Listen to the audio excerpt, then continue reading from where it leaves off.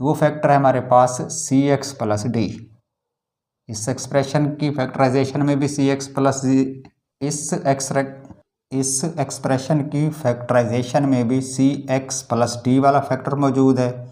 अब दोनों पे क्यूबिक फार्मूले लगा लें, चूँकि इधर भी क्यूब्स हैं प्लस साइन वाले, इधर क्यूब्स हैं माइनस साइन वाले, और सेकंड ब्रैकेट में हो जाएगा। चलो पहले हम m प्लस एन को लेते हैं।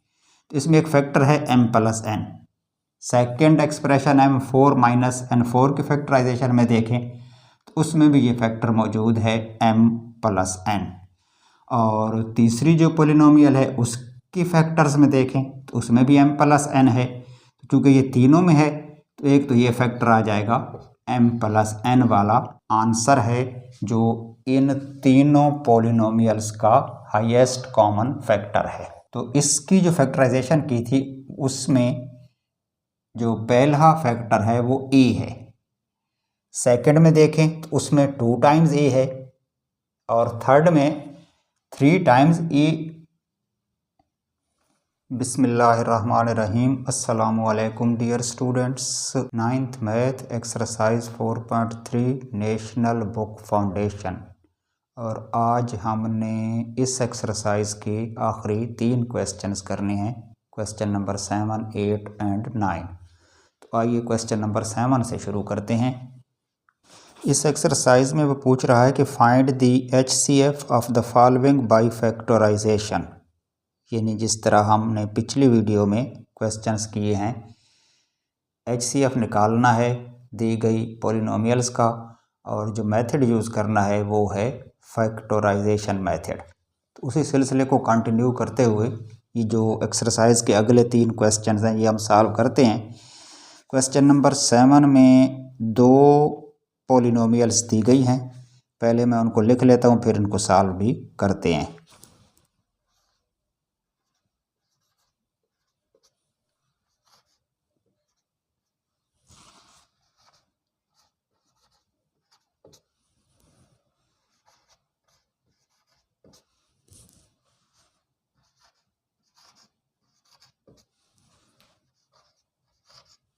इस क्वेश्चन में जो 2 पॉलिनोमियल्स दी गई हैं उसमें पहली है C2x2 माइनस D2, और सेकंड एक्सप्रेशन या पॉलिनोमियल है ACX2 minus BCX plus ADX minus BD। और हमने इन दोनों का highest common factor HCF find out करना है, और जो मेथड यूज़ करना है वो है फैक्टराइजेशन मेथड। तो पहले हम इस पहली पॉलिनोमियल को लेते हैं और इसकी फैक्टराइजेशन करके इसके फैक्टर्स बनाते हैं, फिर इसके बनाएंगे, और फिर उन फैक्टर्स में से जो कॉमन फैक्टर्स होंगे वो आएंगे हमारे आंसर में, यानी उनको मिलाकर हम HCF निकालेंगे। तो फर्स्ट एक्सप्रेशन है C2x2 माइनस D2। इसको फैक्टराइज करने के लिए अगर गौर से देखें तो इसमें जो 2 टर्म्स हैं, एक टर्म तो हो गई माइनस के राइट साइड पे D2, और दूसरी टर्म है माइनस के लेफ्ट साइड पे C2x2। तो इधर वाली टर्म भी स्क्वायर्ड फॉर्म में है, सेकंड टर्म भी स्क्वायर्ड फॉर्म में है, और दरमियान में साइन माइनस भी है। तो हम A2 माइनस B2 वाले फार्मूले को इस्तेमाल करके इसको फैक्टराइज करते हैं। यानी फर्स्ट स्क्वायर हमारे पास बनेगा CX का, चूँकि C की भी पावर 2 है, X की भी 2 है, तो हम इसको लिख सकते हैं कि ये CX का स्क्वायर है, और माइनस D2 है जो कि दरअसल स्क्वायर है D का। अब 2 स्क्वायर्स हो गए, दरमियान में माइनस है, तो फार्मूले के मुताबिक 2 ब्रैकेट्स, फर्स्ट ब्रैकेट में फर्स्ट टर्म है CX प्लस सेकंड टर्म है D, और सेकंड ब्रैकेट में वही first term CX minus second term D। तो ये 2 फैक्टर्स बन गए इस एक्सप्रेशन के, यानी इसकी फैक्टराइजेशन कंप्लीट हो गई। चलते हैं सेकंड पॉलिनोमियल की तरफ। सेकंड पॉलिनोमियल है ACX2 minus BCX plus ADX और माइनस है BD। इसमें ऑलरेडी उसने 1 2 3 4 टर्म्स दे दिए। तो जस्ट हमने क्या करना है, इन 4 टर्म्स में से दो में से कॉमन ले लें। क्योंकि 3 टर्म्स होते हैं तो हम मिडल टर्म ब्रेक करके 4 बनाते हैं, इसमें ऑलरेडी 4 बनी हुई हैं। तो पहली 2 में से देखें कौन सी चीज़ कॉमन आती है।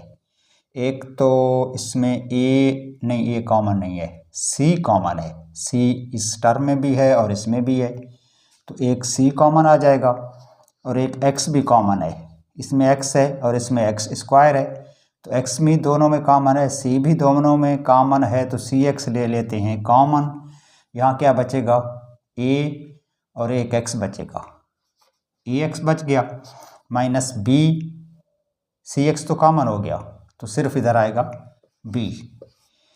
तीसरी और चौथी टर्म में चूँकि प्लस साइन है तो साइन हम प्लस ले लेते हैं, कॉमन आएगा ए इधर नहीं है, डी है दोनों तरफ और एक्स भी उधर नहीं है, सिर्फ डी एक ऐसी टर्म है या ऐसा वेरिएबल है जो कॉमन आएगा। तो डी को ले लेते हैं कॉमन, यहाँ बचेगा ए और एक्स चूँकि डी तो कॉमन हो गया, और माइनस इधर बचेगा बी चूँकि डी हो चुका है कॉमन। तो सेकंड ब्रैकेट में डी कॉमन होने के बाद ब्रैकेट में आएगा ए एक्स माइनस बी। अब 2 ब्रैकेट्स बनेंगी, जो ब्रैकेट वाली टर्म है दोनों साइड्स पे उसको एक बार लिखेंगे ए एक्स माइनस बी, और सेकंड ब्रैकेट में जो रिमेनिंग पार्ट्स हैं इस तरफ बच रहा है सी एक्स प्लस इस तरफ है डी, ये हो जाएगी इसकी दूसरी ब्रैकेट। इसकी भी फैक्टराइजेशन हो गई, फर्स्ट एक्सप्रेशन की भी फैक्टराइजेशन हो चुकी है। तो अब हमने लेना है इनका हाईएस्ट कॉमन फैक्टर यानी कि HCF। और जैसा कि आपको पता है कि HCF में वो फैक्टर्स लिए जाते हैं जो दोनों तरफ मौजूद हों, यानी फर्स्ट एक्सप्रेशन की जो 2 ब्रैकेट्स जो 2 फैक्टर्स हैं उसमें भी वो मौजूद हो और सेकंड ब्रैकेट की फैक्टर्स में भी मौजूद हो, दोनों में कॉमन हो। तो वो फैक्टर है हमारे पास CX प्लस D। इस एक्सप्रेशन की फैक्टराइजेशन में भी CX प्लस D वाला फैक्टर मौजूद है, और इस एक्सप्रेशन के जो फैक्टर्स बने हैं उसमें भी CX प्लस D वाला फैक्टर मौजूद है। एक तो हम ये लिख लेते हैं CX प्लस D, और दूसरा फैक्टर इधर है AX माइनस B, वो इसमें नहीं है, और इसका जो सेकंड फैक्टर है CX माइनस D वो इसमें नहीं है। तो आंसर हमारा फिर यही होना चाहिए CX प्लस D। क्लियर? चलते हैं जी नेक्स्ट क्वेश्चन की तरफ, और वो है क्वेश्चन नंबर 8। इसमें है 3 पॉलिनोमियल्स। फर्स्ट है M2 माइनस N2, सेकंड है M4 माइनस N4, और थर्ड है M6 माइनस N6। और इन तीनों का कैलकुलेट करना है हाईएस्ट कॉमन फैक्टर HCF। 3 का वही फैक्टराइजेशन वाला लगाना है। तो हम तीनों की फैक्टराइजेशन सेपरेट करेंगे, यानी पहले फर्स्ट की फैक्टराइजेशन करेंगे, फिर सेकंड के फैक्टर्स बनाएंगे, फिर थर्ड के फैक्टर्स बनाएंगे, और HCF वो होगा जो तीनों के फैक्टर्स में मौजूद हो, यानी वो फैक्टर जो तीनों की फैक्टराइजेशन के बाद कॉमन आएगा तो वो हमारा HCF होगा। तो इसमें जो फर्स्ट एक्सप्रेशन है M2 माइनस N2, पहले इसको ले लेते हैं M2 माइनस N2। इसमें 2 टर्म्स हैं, दोनों स्क्वायर्ड हैं और दरमियान में माइनस है, तो फार्मूला लग जाएगा, यानी हम इसको लिखेंगे square of M minus square of N। अब इसकी बनेगी 2 ब्रैकेट्स, फर्स्ट ब्रैकेट में first term M plus second term N, और सेकंड ब्रैकेट में first term M minus second term N। तो फर्स्ट पॉलिनोमियल की फैक्टराइजेशन कंप्लीट हो गई, इसके 2 ही फैक्टर हैं M प्लस N और M minus N। Second expression देखें तो सेकंड है M4 माइनस N4। तो इसमें भी हम चूँकि माइनस का साइन है तो यही A2 माइनस B2 वाला फार्मूला यूज़ करेंगे, लेकिन पहले हमें इसके स्क्वायर्स बनाना होंगे। क्योंकि M का एक्सपोनेंट 4 है तो हम इसको लिखेंगे m2 स्क्वायर्ड, 2 2 ज़ार 4 होता है। इसी तरह से जो n4 है वो भी स्क्वायर होगा n2 का। अब इसकी बनेगी दो ब्रैकेट्स, फर्स्ट ब्रैकेट में a plus B, second bracket में a माइनस बी। तो a प्लस बी में a है m2, m नहीं है, ये जो m2 ब्रैकेट के अंदर है ये फर्स्ट टर्म है प्लस सेकेंड टर्म है n2 एक ब्रैकेट में, और दूसरे में आएगा a माइनस बी यानी m2 माइनस n2। अब इसमें ये जो प्लस वाली ब्रैकेट है इसकी मज़ीद फैक्टराइजेशन पॉसिबल नहीं है, तो इसको तो ऐसे ही लिख लेते हैं अगले स्टेप में। इस ब्रैकेट की मज़ीद फैक्टराइजेशन होगी इसी फार्मूले के तहत, यानी m2 है ना तो m का स्क्वायर हो जाएगा, n2 है स्क्वायर n का, और मज़ीद इसकी बन जाएंगी दो ब्रैकेट्स। लेकिन ये ब्रैकेट ऑलरेडी साथ चलेगी, m2 प्लस n2, और इसकी जगह पर आ जाएगा m plus n into m minus n। तो ये हो गई factorisation second expression m4 minus n4 की। अभी तीसरी एक्सप्रेशन रहती है ये वाली m6 माइनस n6, तो इसको भी फैक्टराइज कर लेते हैं। तीसरी है m6 माइनस n6। अच्छा, इस पे दो फार्मूले लग सकते हैं, क्योंकि पावर इसकी है 6, हम इसको क्यूब के फार्मूले से भी सॉल्व कर सकते हैं। ये हो जाएगा m2 का क्यूब और ये होगा mn2 का क्यूब। लेकिन जब दरमियान में माइनस हो और ऊपर पावर इवन हो तो फिर क्यूब की बजाय आप कोशिश करें स्क्वायर वाले फार्मूले से फैक्टराइज करने की, क्योंकि जब हम इसके स्क्वायर से इसको फैक्टराइज पहले करेंगे तो फिर बाद में क्यूब की फैक्टराइजेशन आसान होगी। अगर पहले स्टेप में हम क्यूब का फार्मूला लगा देते हैं तो फिर स्क्वायर वाले फार्मूले बाद में लगाना मुश्किल हो जाते हैं।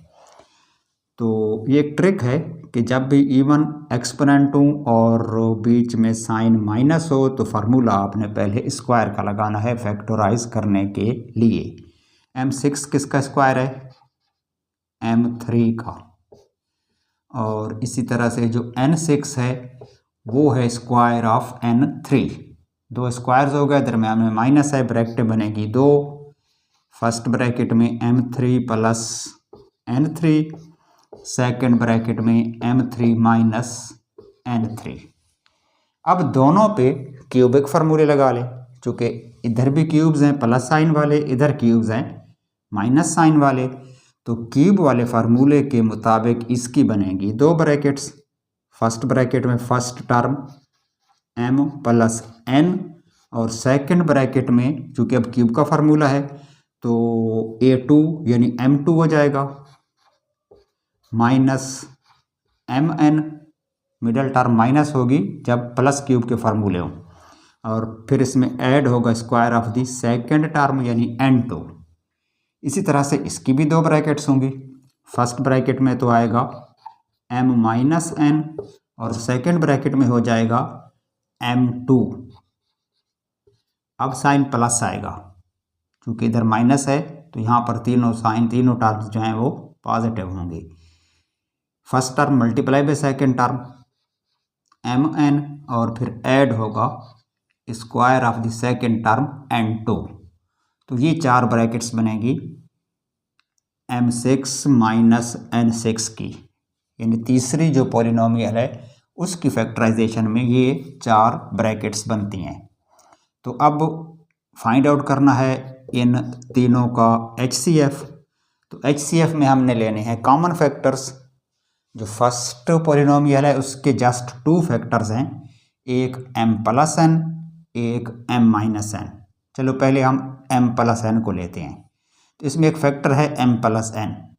Second expression m4 minus n4 के फैक्टराइजेशन में देखें तो उसमें भी ये फैक्टर मौजूद है m प्लस n। और तीसरी जो पॉलिनोमियल है उसकी फैक्टर्स में देखें तो उसमें भी m प्लस n है। तो चूँकि ये तीनों में है तो एक तो ये फैक्टर आ जाएगा m प्लस n वाला HCF में। सेकंड फैक्टर की तरफ चलें, जो फर्स्ट एक्सप्रेशन का दूसरा फैक्टर है वो है m minus n। Second polynomial में देखें तो इसमें भी m-n है, ठीक। और थर्ड में देखें तो इसमें भी m-n है, तो ये भी तीनों में कॉमन है, ये भी हमारे HCF का हिस्सा होगा। इसके अलावा और कोई फैक्टर तीनों में नहीं है, क्योंकि फर्स्ट एक्सप्रेशन के यही दो फैक्टर्स थे और वो दोनों हमने लिख लिए हैं। इसमें कोई और चीज़ है नहीं जो उनके साथ कॉमन हो सके, तो हमारा यही HCF है। अगर इनको मल्टीप्लाई कर दें m+n और m-n को, तो ये हो जाएगा फार्मूले के मुताबिक m2 - n2। तो यही इस क्वेश्चन का आंसर है, जो इन तीनों पॉलिनोमियल्स का हाईएस्ट कॉमन फैक्टर है। क्लियर। नेक्स्ट क्वेश्चन है जी क्वेश्चन नंबर 9। इसमें भी 3 एक्सप्रेशंस हैं जिनका HCF निकालना है। तो फर्स्ट इसमें है ax2 + 2a2x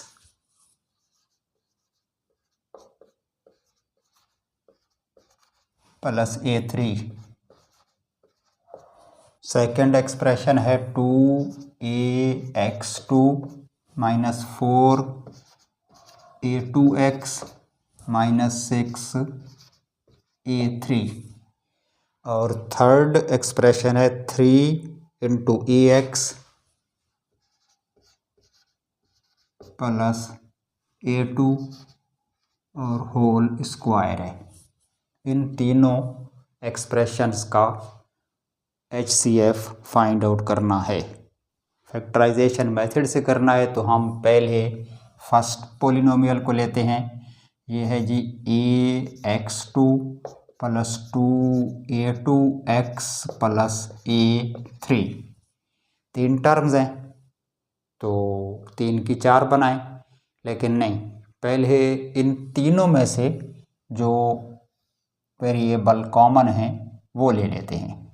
और से देखें ना, इसमें भी a है, इसमें a 2 टाइम्स है, इसमें a 3 टाइम्स है, तो एक a तो तीनों में कॉमन है, उसको तो पहले कॉमन ले लें। तो यहाँ बच जाएगा x2 + 2a x, a2 था ना, तो एक a कॉमन हुआ है, तो एक a इधर बचेगा और x आएगा इसके साथ, प्लस यहाँ बचेगा a2, क्योंकि a3 था, एक a कॉमन हुआ है, तो एक a अंदर बच गया। अब इस ब्रैकेट के अंदर देखें तो जो तीनों टर्म्स हैं, x2 स्क्वायर है x का, a2 स्क्वायर है a का, और मिडल टर्म है 2ax यानी 2ab। तो ये दरअसल परफेक्ट स्क्वायर है, तो इसकी 4 टर्म्स बनाने की बजाय हम इसको स्क्वायर्ड फॉर्म में ही ले लेते हैं। यानी हम इसको यूँ लिखते हैं, x2 को हम लिख लेते हैं square of x + 2 × first term x हो गई, सेकंड टर्म a हो गई, और प्लस a का स्क्वायर है यानी square of the second term. तो a2 + 2ab + b2, 2ax है ना, तो 2ax ये हो गई मिडल टर्म। तो ये हो जाएगा a यानी x, और इधर से आएगी सेकंड टर्म a, इसका होल स्क्वायर बनेगा, और मिडल टर्म का साइन आएगा प्लस का, और ये वाला a ऑलरेडी बाहर कॉमन है। अब ब्रैकेट के अंदर है x + a होल स्क्वायर, तो हम इसको 2 दफ़ा भी लिख सकते हैं। तो ये ब्रैकेट यानी x + a वाली ब्रैकेट आएगी 2 बार, तो ये हो गए इसकी फैक्टराइजेशन। तो इसके 3 फैक्टर हैं, एक a है और x + a 2 टाइम्स है। सेकंड जो एक्सप्रेशन है ये वाली, इसको ले लेते हैं, 2ax2 - 4a2x - 6a3। तो इसमें भी 3 टर्म्स हैं, और पहले देखें तीनों में से कुछ कॉमन तो नहीं आ रहा। एक तो 2 कॉमन है, इसका कोएफिशिएंट 2 है, इसका 4 है, इसका 6 है, तो तीनों में से हम 2 कॉमन ले लेते हैं। ये देखें, इसमें भी है, इसमें भी है, इसमें भी है, तो एक a भी कॉमन आ जाएगा। बाकी क्या बचेगा, फर्स्ट टर्म में 2a है, तो वो तो कॉमन हो गया, बाकी बच गया x2 -2, 2 जार 4 और a2 है तो एक a बाहर गया है तो यहाँ एक a और एक x बचेगा और इधर है 2, 3 जार 6, कोएफिशिएंट 3 आएगा और a का एक्सपोनेंट आएगा 2, क्योंकि 3 था ना तो एक a कॉमन हुआ है। तो अब ये जो तीन टर्म्स हैं इनकी मज़ीद फैक्टराइजेशन करनी है। कैसे? अब ये उस ऊपर वाली एक्सप्रेशन की तरह परफेक्ट स्क्वायर नहीं है, क्योंकि दरमियान में 2ax तो है लेकिन आगे 3a2 है और 3 कोई परफेक्ट स्क्वायर्ड नंबर नहीं है। तो इसकी हमने मिडल टर्म को ब्रेक करना होगा। कैसे? फर्स्ट टर्म तो x2 है और लास्ट टर्म है -3a2, इनका प्रोडक्ट लें तो माइनस का आएगा 3a2x2, यानी प्रोडक्ट आ रहा है -3 और इसके करने हैं दो टुकड़े। किस तरह से कि मल्टीप्लाई करें तो 3 आए, माइनस करें तो 2 बचे, तो ज़ाहिर है वो होंगे 3 और 1, 3 माइनस रखेंगे 1 प्लस रखेंगे तो -3 में से +1 चला जाएगा, -2 बचेंगे, मल्टीप्लाई करेंगे तो 3 1 जार 3 माइनस हो जाएंगे। तो एक पार्ट आएगा यहाँ पर -3ax और दूसरा +1ax, 1 कोएफिशिएंट लिखते नहीं हैं। तो ये हो गए मिडल टर्म के दो टुकड़े। अब इन दो में से भी कॉमन लें और इसमें से भी कॉमन लें तो 2a तो पहले ही बाहर है, इस ब्रैकेट के अंदर फर्स्ट 2 टर्म्स में से हम x कॉमन लेंगे तो इधर बच जाएगा x -3a, चूँकि x तो कॉमन हो गया था, और प्लस इनमें से कॉमन आएगा a दोनों में है तो a को कॉमन ले लेते हैं, यहाँ बचेगा x -3a बचेगा, चूँकि a 2 टाइम्स था। ठीक, तो अब x -3a इस तरफ भी है इस तरफ भी है, इसको एक ब्रैकेट में लिख लेते हैं x -3a को, और दूसरी ब्रैकेट में इधर बच रहा है x प्लस इस तरफ है a और बाहर आएगा 2a। तो ये हो गई इसकी फैक्टराइजेशन। चलते हैं तीसरी एक्सप्रेशन की तरफ।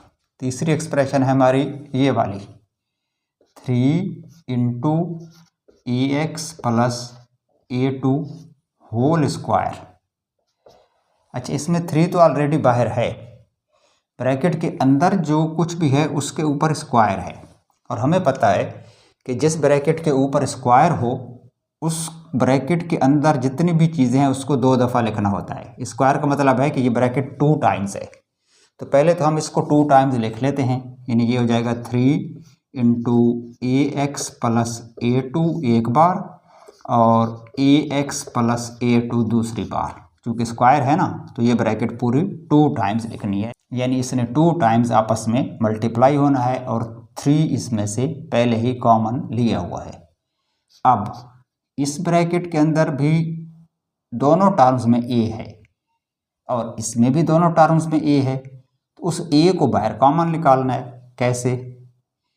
3 तो ऑलरेडी बाहर है, इसमें से a कॉमन आ जाएगा, तो यहाँ क्या बचेगा x प्लस a2 था तो एक a बाहर गया है, एक a अंदर बचेगा। इसी तरह से इस ब्रैकेट में भी ax प्लस a2 है तो a इधर भी कॉमन आ जाएगा, तो यहाँ क्या बचेगा x प्लस a। क्लियर? अब एक a ये कॉमन आ चुका है, एक a ये कॉमन आ चुका है, और यहाँ पर कोई प्लस माइनस नहीं है, ये सारी एक ही टर्म है, तो इस a ने भी इस a से मल्टीप्लाई होना है। तो अगर हम इन दोनों को कंबाइन कर लें तो ये हो जाएगा a2 टाइम्स, तो 3a2 और ब्रैकेट्स हैं x प्लस a और फिर x प्लस a, तो ये होगा इसके फैक्टर्स। तीसरी पोलिनोमियल की भी फैक्टराइजेशन हमने कंप्लीट कर ली है। अब क्या करना है? जाहिर है HCF निकालना है, और HCF क्या होता है? तीनों पोलिनोमियल की फैक्टर्स में से जो कॉमन फैक्टर्स हैं वो हमने उठाकर लिखने हैं HCF में। शुरू करते हैं फर्स्ट एक्सप्रेशन से। तो इसकी जो फैक्टराइजेशन की थी उसमें जो पहला फैक्टर है वो ए है। सेकंड में देखें तो उसमें भी ए है, 2a है तो ए तो उसमें भी मौजूद है। और थर्ड में जाएं तो उसमें 3a2 है, यानी ए 2 टाइम्स है। तो कम से कम एक ए तो तीनों में कॉमन है, तो एक तो हम HCF में लिख देंगे ए। 3 और 2 कोएफिशिएंट्स हैं, ये कॉमन नहीं है, तो इधर कोई कोएफिशिएंट नहीं आएगा, सिर्फ फैक्टर ए आएगा। उसके बाद ब्रैकेट्स देखते हैं, यानी दूसरा फैक्टर। अगर हम पहली पॉलिनोमियल से शुरू करें तो इसमें जो सेकंड फैक्टर है वो x प्लस ए है और अगला फैक्टर भी x प्लस ए है, यानी x प्लस ए 2 टाइम्स है। इसमें आ जाएं तो इसमें भी एक फैक्टर x प्लस ए है, दो नहीं है लेकिन एक तो है, तो एक तो कॉमन हो गया। तीसरी एक्सप्रेशन को देखें, उसमें भी दोनों जो फैक्टर्स हैं वो x प्लस ए हैं, तो एक x प्लस ए वाला फैक्टर ऐसा है जो तीनों में कॉमन है। दूसरा इसमें और इसमें तो है, लेकिन इसमें दूसरा x प्लस ए नहीं है, x माइनस 3a हो गया है, तो ये अनकॉमन हो जाएगा। तो हमने सिर्फ कॉमन लेने हैं, तो कॉमन फैक्टर x प्लस ए है या फिर a है, तो a इंटू एक्स प्लस ए ये इसका HCF है। ओके जी, ये तो था हमारा आज का लेसन। आज हमने एक्सरसाइज 4.3 के 3 questions, question number 7, question number 8, question number 9 solve कर लिए हैं। 4.3 एक्सरसाइज हो गई कंप्लीट। नेक्स्ट टाइम इंशाल्लाह अगली एक्सरसाइज शुरू करेंगे। अब इजाज़त दीजिए, खुदा हाफिज़।